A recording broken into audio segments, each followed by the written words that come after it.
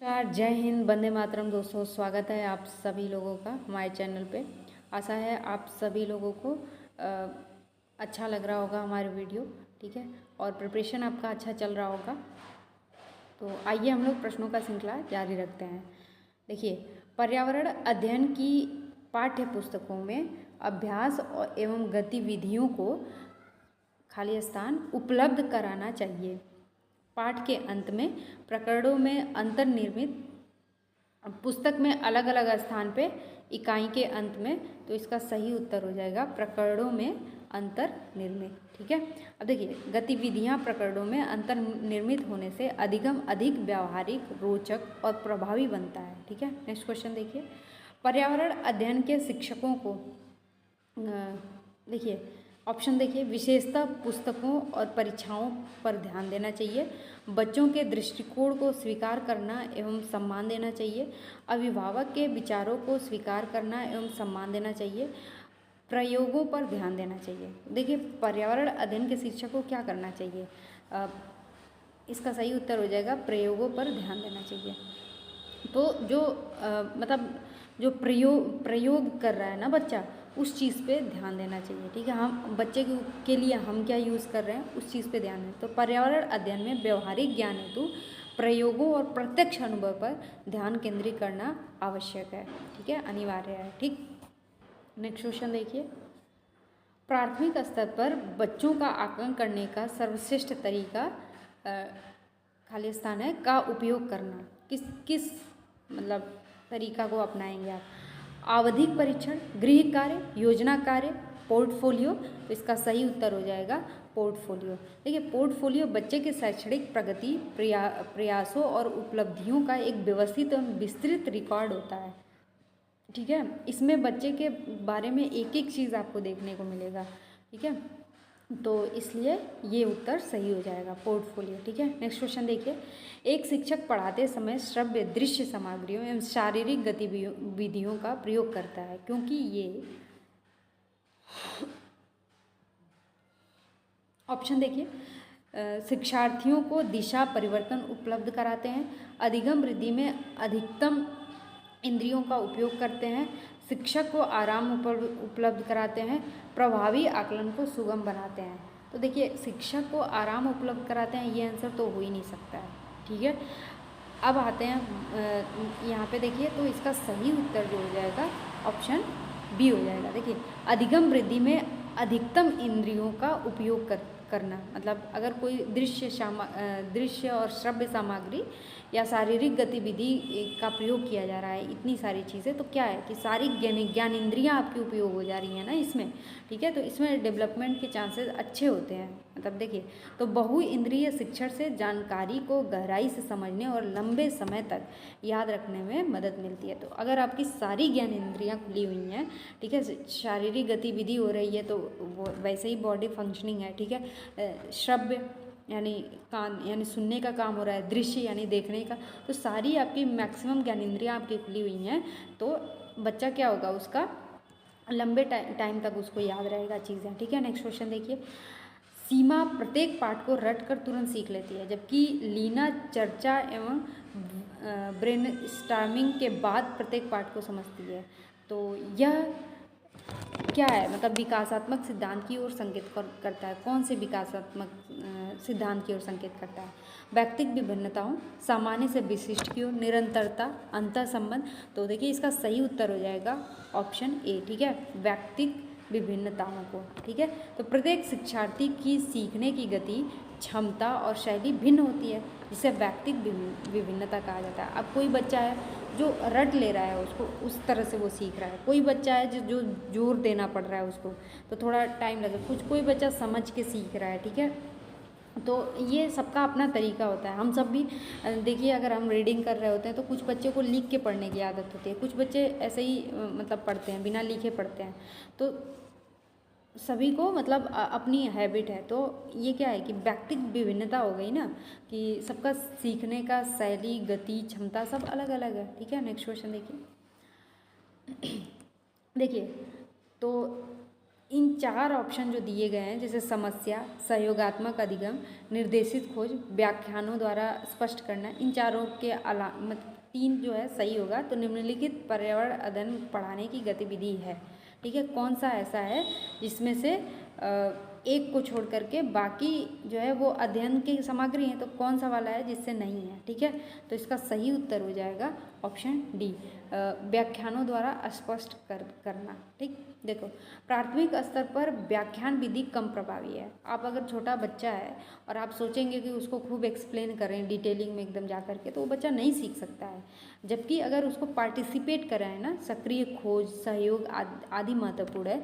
तो आप अगर बोलें कि चलो ब्लैक बोर्ड पे लिख के दिखाओ या कॉपी पे लिख के दिखाओ, ठीक है, या फिर क्लास में हम जो है कुछ अंताक्षरी टाइप का कराते हैं बच्चों को, तो वो ज़्यादा कारगर साबित होगा रदर देन कि आप उसको मतलब थियोरेटिकल चीज़ें बहुत ज़्यादा एक्सप्लेन कर रहे हैं क्लास में। तो ठीक है, नेक्स्ट क्वेश्चन देखिए। पर्यावरण अध्ययन की कक्षा में संकल्पनाओं को स्पष्ट करने के लिए कविताओं और कहानी कथन का प्रयोग करना, ये खाली स्थान भरना है यहाँ पे, सहायता करता है। क्या चीज़ सहायता करता है, ठीक है।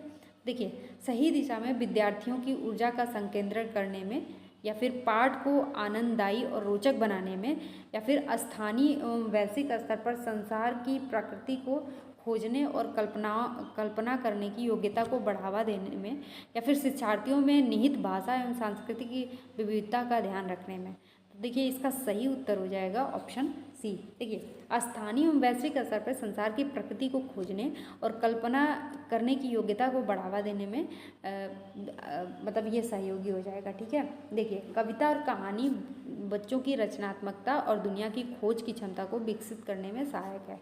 आप अगर आप देखिएगा, अगर बच्चे को कहानी सुनाते हैं, जैसे छोटे बच्चों को कहानी बहुत सुनाते हैं, दादी वगैरह जो लोग थी उनका अभी भी हम लोग को याद है कहानियाँ, ठीक है। तो हम ज़्यादा उनके पास इसलिए बैठते थे क्योंकि वो हमको अच्छी अच्छी कहानियाँ बताती थी, ठीक है। तो वो मतलब लंबे टाइम तक याद रखता है, खोजने की क्षमता विकसित होती है, फिर बच्चा क्वेश्चन भी तो करता है उसमें से, ठीक है। तो ये इस तरह से हो जाएगा, ठीक है। नेक्स्ट क्वेश्चन देखिए। डिसलेक्सिया मुख्यतः किसकी समस्या से संबंधित है, ठीक है। बोलने और सुनने, पढ़ने या सुनने में। तो इसका सही उत्तर हो जाएगा पढ़ने। जब भी पठन संबंधित, ठीक है ना, डिसलेक्सिया एक पठन संबंधित विकार है जिसमें बच्चे को शब्दों को पढ़ने और पहचानने में कठिनाई होती है, ठीक। नेक्स्ट क्वेश्चन देखिए। सहयोगात्मक अधिगम में पुराने एवं अधिक दक्ष विद्यार्थी छोटे एवं कम कुशल विद्यार्थियों का आकलन करते हैं। इसका परिणाम है उच्च नैतिक विकास, समूहों में द्वंद्व, गहन प्रतिस्पर्धा, उच्च उपलब्ध और स्व गरिमा।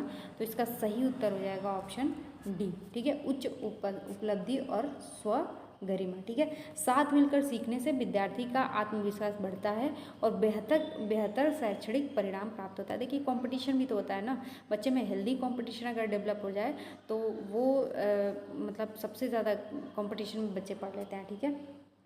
तो नेक्स्ट क्वेश्चन देखिए। अल बरूनी जिस देश से आया था उसका नाम है बांग्लादेश, उज्बेकिस्तान, ओमान, अफगानिस्तान।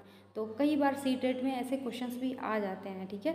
तो देखिए, इसका सही उत्तर हो जाएगा ऑप्शन बी, उज्बेकिस्तान। तो अल बरूनी मध्य एशिया के उज्बेकिस्तान देश का निवासी था जो भारत में इतिहास के अध्ययन हेतु आया था, ठीक है। किसके अध्ययन हेतु? तो इतिहास के। कहाँ का था? उज्बेकिस्तान का निवासी था, ठीक है, मध्य एशिया में ये पड़ता है, ठीक।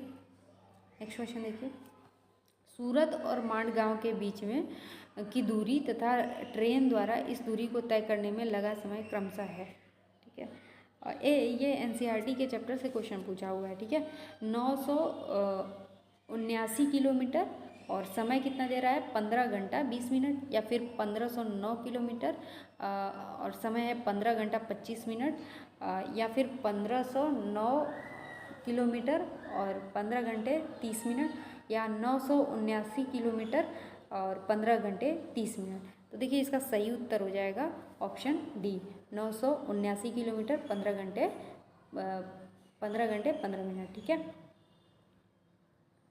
एक बार जरूर PYQ का क्वेश्चन देखिएगा, ठीक है, एक बार PYQ जरूर देखिएगा। नेक्स्ट क्वेश्चन देखिए। प्रयोगात्मक कार्य करते हुए श्यामा का निष्पादन कक्षा में सर्वश्रेष्ठ होता है। तो वह किसके द्वारा संकल्पनाओं को सीखती है?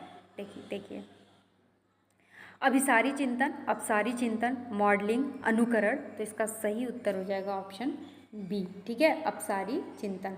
देखिए अपसारी चिंतन सृजनात्मकता को बढ़ावा देती है, जिससे बच्चा समस्याओं के नए और अलग समाधान खोजता है। ठीक है, अपसारी चिंतन किसको बढ़ावा देती है?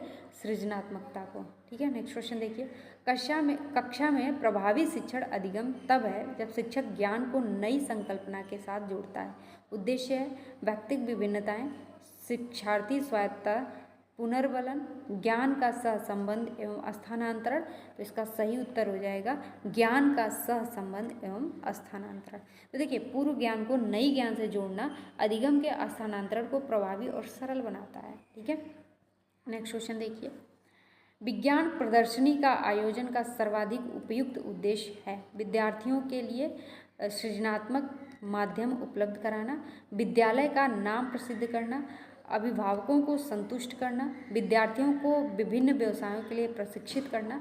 तो इसका सही उत्तर हो जाएगा ऑप्शन ए, विद्यार्थियों के लिए सृजनात्मक माध्यम उपलब्ध कराना। ठीक है, तो अगर विज्ञान प्रदर्शनी का आयोजन होता है तो क्या होगा, बच्चा कुछ न कुछ चार्ट पेपर पे बनाएगा और या फिर वर्किंग मॉडल वगैरह भी बनाते हैं। ठीक है, तो उसमें क्या होता है, तो सृजन कर रहा है ना, तो सृजनात्मकता माध्यम उपलब्ध कराना होता है। ठीक है ना, तो विज्ञान प्रदर्शनियाँ बच्चों को अपनी सृजनात्मकता प्रदर्शनी करने और वैज्ञानिक सोच विकसित करने का मंच प्रदान करती है। नेक्स्ट क्वेश्चन देखिए, तो निम्न में से किसके अलावा बच्चे के विकास को आकार देने वाले पर्यावरणीय कारकों में निम्नलिखित सभी सम्मिलित हैं? ठीक है, संस्कृति, शिक्षा की गुणवत्ता, पोषण, शारीरिक गठन। तो इसका सही उत्तर हो जाएगा ऑप्शन डी, शारीरिक गठन। देखिए शारीरिक गठन आनुवांशिक है, आपका जो स्ट्रक्चर है बॉडी का वो तो आपके फैमिली के सदस्य के ऊपर ही जाएगा ना, आपके माता और पिता के ऊपर जाता है जनरली। ठीक है, और जबकि सांस्कृतिक, शिक्षा और पोषण बाहरी एवं पर्यावरणीय कारक हैं। ठीक है ना, अब संस्कृति क्या है, आपके एरिया में कि मतलब जहाँ पे रहते हैं आप वहाँ की संस्कृति हो गई। शिक्षा क्या है, आप विद्यालय जाते हैं या मम्मी पापा, आप विद्यालय जाते हैं या फिर मम्मी पापा से जो संस्कार मिलता है आपको, तो जो शिक्षा मिलता है, ठीक वो, और बाहरी पोषण एवं पर्यावरणीय कारक। ठीक है, नेक्स्ट क्वेश्चन देखिए, कांसा ब्रॉन्ज के विषय में सही कथन चुनिए। कांसा तांबा को कॉपर बोलते हैं तथा जस्ता यानी जिंक की मिश्र धातु है। फिर देखिए, कांसा तांबा यानी कॉपर तथा टिन की मिश्र धातु है। कांसा तांबा तथा प्लेटिनम की मिश्र धातु है। कांसा एक तत्व है, तो इसका सही उत्तर हो जाएगा ऑप्शन बी। ठीक है ना, कांसा तांबा तथा टिन की मिश्र धातु है। देखिए कांसा जो है ना, जिसको ब्रॉन्ज बोलते हैं, वो तांबा और टिन की मिश्र धातु है। ठीक है, ये कई बार पूछा हुआ है, इस बार के टेट में भी ये क्वेश्चन पूछा हुआ है। ठीक है, 6 to 8 वाला पेपर उठा के देखिएगा।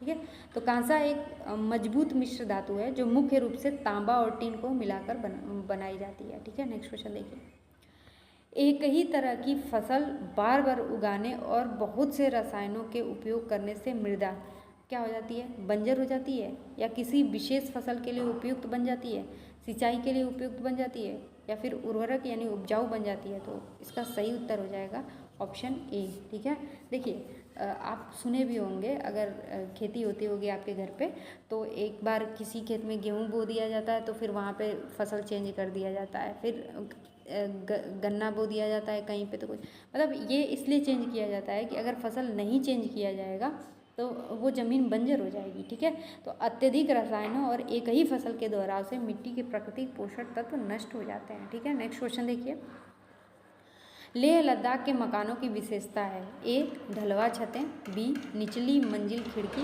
विहीन, या फिर सी पत्थर मिट्टी की दीवारें, डी लकड़ी के फर्श। तो इसका सही उत्तर हो जाएगा ऑप्शन ए। ठीक है, बी सी डी। देखिए बी में क्या है, निचली मंजिल खिड़की विहीन। नीचे का जो आप लेह लद्दाख के घरों को अभी सर्च कीजिएगा अपने फ़ोन में, तो देखेंगे कि लेह लद्दाख के जो निचली मंजिल है वो खिड़की विहीन होती है। ठीक है, और फिर उसके बाद पत्थर मिट्टी की दीवारें होती हैं, ठीक है, मजबूती से बनाया गया होता है, ठीक। और फिर डी पे क्या है, लकड़ी के फर्श। तो इनके फर्श किस चीज़ के होते हैं, लकड़ी के। तो वहाँ की कठोर जलवायु के कारण दीवारें मोटी, फर्श लकड़ी का और निचली मंजिल खिड़की विहीन होती है। नेक्स्ट क्वेश्चन देखिए, तरुण भारत संघ नामक समूह संबंधित है विशेष बच्चों को मदद के लिए या फिर दोपहर का भोजन के लिए, निःशुल्क कोचिंग के लिए या पुरानी झीलें पुनर्निर्मित करने के लिए। तो इसका सही उत्तर हो जाएगा ऑप्शन डी। देखिए, जो तरुण भारत संघ है ना, इसने बहुत अच्छा काम किया हुआ है, ठीक है। तो ये एक स्वयंसेवी संस्था है और जल संरक्षण और पुरानी झीलों के पुनरुत्थान है, तो ये समर्पित संस्था है और जनरली इसने काम किया हुआ है, ठीक है। इसको एक बार ज़रूर सर्च करके देखिएगा, क्योंकि मैं इन्वायरमेंट से मैं थोड़ा थोड़ा काम करती रहती हूँ, तो मुझे पता है इसके बारे में। तो तरुण भारत संघ जो है वो अच्छी संस्था है, ठीक है, स्वयंसेवी संस्था है। नेक्स्ट क्वेश्चन देखिए, सांपों के संदर्भ में सही कथन चुनिए। ए, 4 जहरीले सांप। बी, नाग जहरीला है। सी, 4 खोखले दांत। डी, विष से दवाई। तो इसका सही उत्तर हो जाएगा ऑप्शन सी, ठीक है, बी, ए, सी। देखिए तो देखिए ए ऑप्शन इसका सही है, 4 जहरीले सांप, सांपों के संदर्भ में सही है, ठीक है। और बी नंबर पे क्या है, नाग जहरीला है, ठीक है। और सी क्या है, 4 खोखले दांत। तो भारत में 4 प्रमुख जहरीले सांप होते हैं, ठीक है। जहरीले सांपों के बारे में बस इतना जान लीजिए कि कितने तरह के होते हैं, तो 4 जहरीले सांप होते हैं, ठीक है। नाग जहरीला है, ये सच, मतलब सच है ये, ठीक है। और एंटी वेनम उसी विष से बनाया जाता है, ठीक है। एंटी वेनम किस विष से बनाया जाता है, नाग के जहर से, ठीक है। नेक्स्ट क्वेश्चन देखिए, निम्नलिखित में से पेट्रोलियम के सही अभिलक्षण चुनिए। बदबूदार पतला पीला द्रव, ठीक है। फिर आगे देखिए, अच्छी गंध का पतला नीला रंगीन द्रव, या फिर बिना गंध का गाढ़ा तथा गहरे रंग का तरल, या बदबूदार गाढ़ा गहरे रंग का तेल। तो इसका सही उत्तर हो जाएगा बदबूदार गाढ़ा गहरे रंग का तेल, ठीक है। देखिए, पेट्रोलियम एक गाढ़ा गहरे रंग का और विशिष्ट गंध वाला प्राकृतिक तेल है जो धरती के नीचे मिलता है, ठीक है। नेक्स्ट क्वेश्चन देखिए, निम्नलिखित में से रोगों का वह समूह चुनिए जो मच्छरों से फैलता है। मलेरिया, चिकनगुनिया, या फिर डेंगू, मलेरिया, चिकनगुनिया, या मलेरिया हैजा मियादी बुखार, या फिर मलेरिया डेंगू हैजा। तो इसका सही उत्तर हो जाएगा option B, dengue, malaria, chikungunya. देखिए, मलेरिया, डेंगू और चिकनगुनिया जैसे रोग मुख्य रूप से विभिन्न प्रकार के मच्छरों के काटने से फैलते हैं, ठीक है। नेक्स्ट क्वेश्चन देखिए, मधुबनी चित्रों को बनाने के लिए चित्रकारों द्वारा उपयोग किए जाने वाले रंग होते हैं फाइबर पेंट, या सोने चांदी पेंट, या पीसे हुए चावल के रंगीन घोल, या पोस्टर रंग, ठीक है। तो इसका सही उत्तर हो जाएगा ऑप्शन सी, पीसे हुए चावल के रंगीन घोल। देखिए, मधुबनी पेंटिंग जो है ना, वो विश्व भर में बहुत पसंद है, फेमस है, ठीक है। और इसको जीआई टैग में मिला हुआ है, ठीक है। तो देखिए, मधुबनी पेंटिंग बिहार की प्रसिद्ध कला है जिसमें प्राकृतिक रंगों और पिसे हुए चावल के घोल का प्रयोग किया जाता है, ठीक है। इसमें प्राकृतिक रंग जो है उपयोग किया जाता है, ठीक है। देखने में भी बहुत खूबसूरत होता है, ठीक है। नेक्स्ट क्वेश्चन देखिए, विशेष आवश्यकता वाले बच्चे सामान्य बच्चों के साथ पढ़ते हैं, यह किसका अनुपालन है? समावेशी शिक्षा, समवयस्क शिक्षा, प्रतिपूरक अधिगम, सतत एवं व्यापक मूल्यांकन। तो इसका सही उत्तर हो जाएगा ऑप्शन ए, समावेशी शिक्षा, ठीक है। देखिए, समावेशी शिक्षा का अर्थ क्या है कि सभी बच्चों को उनकी क्षमता के बावजूद एक ही कक्षा में पढ़ाना, ठीक है। तो देखिए, विशेष आवश्यकता वाले बच्चे सामान्य बच्चों के साथ अगर पढ़ रहे हैं, ठीक है। अब उसमें क्या है कि कुछ बच्चों को आवश्यकता, जैसे मान लीजिए कि कोई बच्चा ब्लाइंड है तो उसको अलग तरह की सामग्री की ज़रूरत है, ठीक है। लेकिन कोई बच्चा है जो शार्प माइंडेड है तो उसको अलग तरीके से व्यवस्था होने का, पर समावेशी शिक्षा जो है इस चीज़ का सपोर्ट नहीं करती है, वो सभी को एक साथ में ही कक्षा में बिठाने की बात करती है, ठीक है। नेक्स्ट क्वेश्चन देखिए, घर्षण के उदाहरण, पेन कागज, बी पैर फर्श, सी गेंद की वापसी, डी ब्रेक लगाकर वाहन रोकना। तो इसका सही उत्तर हो जाएगा ऑप्शन सी, डी, ए, बी। देखिए, घर्षण हमारे रोज़मर्रा के कार्यों जैसे लिखना, चलना और वाहनों को ब्रेक लगाकर रोकने में बहुत सहायक है, ठीक है। नेक्स्ट क्वेश्चन देखिए, पश्मीना शॉल की विशेषता क्या है? 6 स्वेटर 250 घंटे में बनता है, 6 स्वेटर 200 घंटे में, 10 स्वेटर 250 घंटे में, 10 स्वेटर 200 घंटे में। तो इसका सही उत्तर हो जाएगा, देखिए 10 स्वेटर जो है बनाने में, पश्मीना शॉल बनाने में 200 घंटे लगते हैं। ठीक है, पश्मीना शॉल 10 साधारण स्वेटर जितनी गर्म होती है उसे हाथ से बुनने में 200 घंटे लगते हैं। बहुत हल्की होती है। ठीक है, पश्मीना शॉल अगर खरीद सकें तो, उसकी महंगी भी होती है। ठीक है, तो वो जो है बहुत ही वज़न उसका कम होता है, लेकिन वो गर्म बहुत ज़्यादा देर तक करती है। ठीक है, नेक्स्ट क्वेश्चन देखिए। सरिता की शिक्षिका विभिन्न सामूहिक गतिविधियों जैसे चर्चा, परियोजना कराती है। यह है क्या है? देखिए, भाषा निर्देशित सीखना, प्रतियोगिता आधारित, सामाजिक गतिविधि के रूप में सीखना, मनोरंजन द्वारा सीखना। तो इसका सही उत्तर हो जाएगा ऑप्शन सी, सामाजिक गतिविधि के रूप में सीखना। देखिए, समूह गतिविधियों के माध्यम से बच्चे सहयोग, सामाजिक कौशल और टीम भावना के साथ एक दूसरे से सीखना सीखते हैं। ठीक है, तो ये चीज़ देखिए, क्लास में भी हम लोग यही कोशिश करते हैं जब हम लोग पढ़ाते हैं तो, कि बच्चे जो है सामाजिक गतिविधि के रूप में सीखें। तो इसीलिए टीम वर्क वगैरह की बात की जाती है। ठीक है, ग्रुपिंग कराया जाता है। ठीक है, जिससे बच्चा सामाजिक कौशल भी धीरे धीरे सीखे। नेक्स्ट क्वेश्चन देखिए। नेपेंथीस जो है घटपर्डी जिसको बोलते हैं पौधा हमारे देश में कहाँ पाया जाता है? मेघालय में, असम में, उड़ीसा में, अरुणाचल प्रदेश में। तो इसका सही उत्तर हो जाएगा मेघालय में। ठीक है, देखिए नेपेंथीस या पीचर प्लांट भी इसको बोलते हैं, इसका 3 नाम यहीं पे देखने को मिल गया, तो तीनों याद कर लीजिएगा। भारत में मुख्य रूप से मेघालय के नम और वर्षा वन वाले क्षेत्र में पाया जाता है। ठीक है, नेक्स्ट क्वेश्चन देखिए। उसे चुनिए जो अन्य से भिन्न है। पैराफिन मोम, ठीक है, ग्रीस, कोयला, पेट्रोल। तो सही उत्तर हो जाएगा ऑप्शन सी। ठीक है, देखिए पैराफिन मोम, ग्रीस, पेट्रोल ये सब जो है वो लिक्विड फॉर्म में है ना, और कोयला क्या है? सॉलिड है। ठीक है, देखिए कोयला एक ठोस यानी कार्बनिक पदार्थ है, जबकि अन्य सभी पेट्रोलियम से प्राप्त तरल एवं अर्ध तरल उत्पाद हैं। ठीक है, नेक्स्ट क्वेश्चन देखिए। मधुमक्खी पालन शुरू करने का सबसे अच्छा समय है? अप्रैल से जून, जुलाई से सितंबर, अक्टूबर से दिसंबर, जनवरी से मार्च। देखिए क्वेश्चन हमेशा रिपीटेड ही होते हैं, बट जब आप रिपीटेड क्वेश्चन करने जाते हैं ना, मतलब PYQ आप जब कर रहे हैं ना, तो उसको थोड़ा सा एक बार सर्च कर लीजिए। और इस टाइम पे तो सबसे अच्छा AI है कि आप बस सर्च कीजिए और आपको उसका मतलब पूरा विस्तृत आपको नॉलेज मिल जाएगा। ठीक है, आप कई UPSC वालों का भी इंटरव्यू सुन रहे होंगे कि हाँ मैंने ChatGPT का या फिर जेमिनी का, इन सबों का यूज़ किया था। ठीक है, तो ये सब चीज़ें लोग मस्ती के लिए यूज़ करते हैं, पर आप स्टडी में अगर यूज़ करेंगे तो आपको बहुत ही बेनिफिट मिलेगा इस चीज़ का। ठीक है, और इसका सही उत्तर हो जाएगा ऑप्शन सी, अक्टूबर से दिसंबर महीने में। ठीक है, देखिए अक्टूबर से दिसंबर का समय मधुमक्खियों के प्रजनन और छत्ते के विस्तार के लिए सबसे उपयुक्त माना जाता है। ठीक है, तो देखिए मेरा कोई वो पर्पज़ नहीं है किसी भी चीज़ को प्रमोट करना और ये सब चीज़ें करना, लेकिन आपके एजुकेशन में जो चीज़ें बेस्ट चीज़ें होंगी, जिस चीज़ों से मैंने यूज़ करके पढ़ी है या अभी भी पढ़ती हूँ, जिन चीज़ों का मैं वो चीज़ें आपको बताती रहती हूँ। ठीक है, तो उसको आप बस देख लिया कीजिए, और अगर उपयोगी हो तो आप ज़रूर यूज़ कीजिए उस चीज़ का। ठीक है, और thank you so much video पूरा देखने के लिए। आशा है आपको पसंद आया होगा हमारा आज का क्वेश्चन। ठीक है, और अगर अच्छा लगे तो हमारा चैनल ज़रूर सब्सक्राइब कर लीजिए। ठीक है, मिलते हैं हम लोग नेक्स्ट क्लास में।